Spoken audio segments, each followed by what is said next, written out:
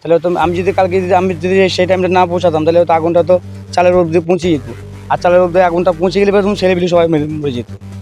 অন্ধ ভিক্ষুকের বাড়িতে আগুন ধরানোর অভিযোগে চাঞ্চল্য সালারে।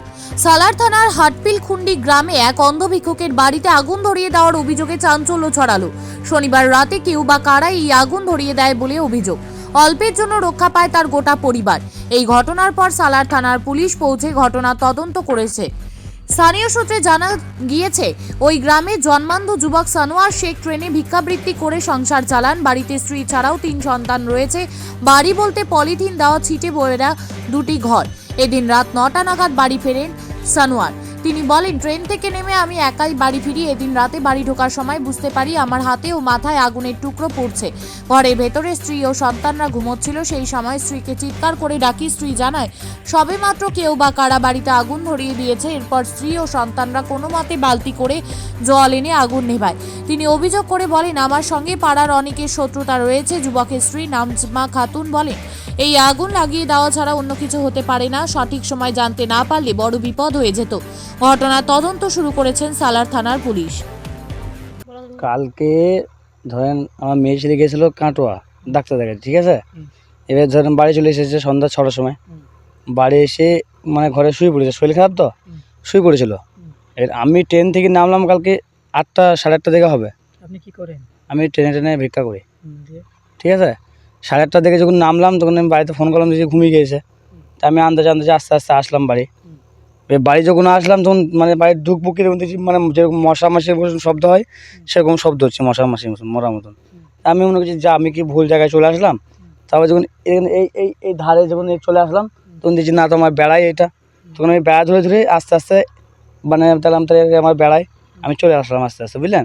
যখন এই উঠতে যাচ্ছে তখন দেখছি আমার মাথায় আগুন পড়লো প্রথমে, তারপরে হাতে আগুন পড়েছে। এই দেখেন হাতে কোনো পোড়া চিহ্ন আছে, হাতে আগুন পড়লো, ঠিক আছে। তারপর যখন আমার মেয়ে ছেলেকে ডাকলাম, কইরে উঠ উঠ উঠ, আগুন লেগে গেছে, উঠ। তো তখন বেশি দেখলো যে আগুন।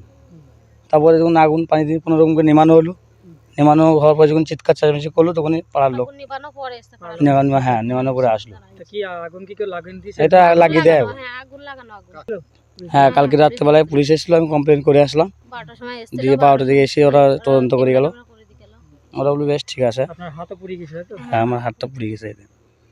আমি চাইছি যে এরকম ধরনের ধরেন আমি তো ট্রেনে ট্রেনে ঘুরে ঘুরে বেড়াই, তাহলে আজ যেহেতু আমার বাড়িতে আগুন লাগিয়ে দিয়েছে, কোন চলে যেছি, তাহলে আমি তো রাত বিরতে বাড়ি আসি, কোনদিন হয়তো 11টায় আসি, কোনদিন 10টায় আসি।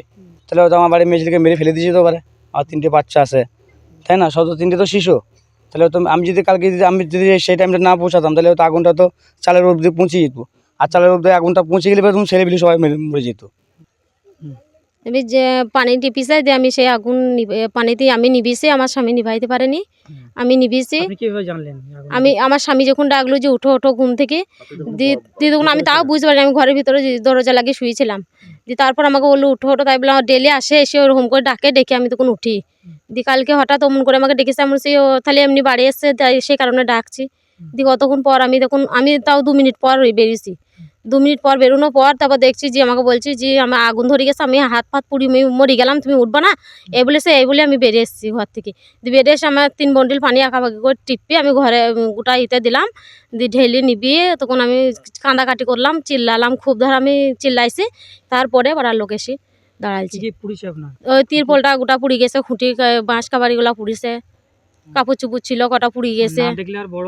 হ্যাঁ, না থাকলে পরে ভয়ঙ্কর হয়ে যেত। এবার আপনারা প্রশাসন আসেন, যখন একটা হ্যাঁ থানায় গিয়েছিলাম, থানায় যে করে এলাম। দিয়ে করে আসার পর থানাতে বললো যে এলুকে ওরা ছবি তুললি গেল, বলে আমরা ফয়সলা করে দেবো, এখন তোমরা থাকো বাড়িতে চুপ করে, কোনো ব্যাপার নাই, তাই বললো। জিজ্ঞাসা করলো। সালার থেকে শাহিন শেখের রিপোর্ট, চেতনা নিউজ।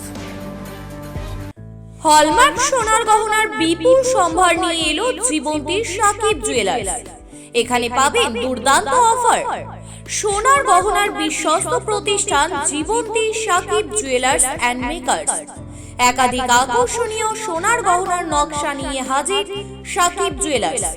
নেকলেস থেকে কানের দুল, আংটি থেকে বিয়ের শাখা পলা নোয়া বাঁধানো সব ধরনের গহনাই পাবেন জীবন্তীর একমাত্র বিশ্বস্ত প্রতিষ্ঠান সাকিব জুয়েলার্সে। এখানে গ্রাহকের মনের মতো করে গয়না তৈরি করে দেওয়ার ব্যবস্থা রয়েছে শুধু সোনার গহনাই নয়, কম দামে রূপোর চাঁদির গহনার অভাবনীয় কালেকশনও রয়েছে জীবন্তী সাকিব জুয়েলার্স অ্যান্ড মেকার্সে। আমাদের ঠিকানা জীবন্তী বাস স্ট্যান্ড, শাহিদ হাজি মার্কেট, কান্দি, মুর্শিদাবাদ। যোগাযোগ নম্বর 9932846770 অথবা 7478666786।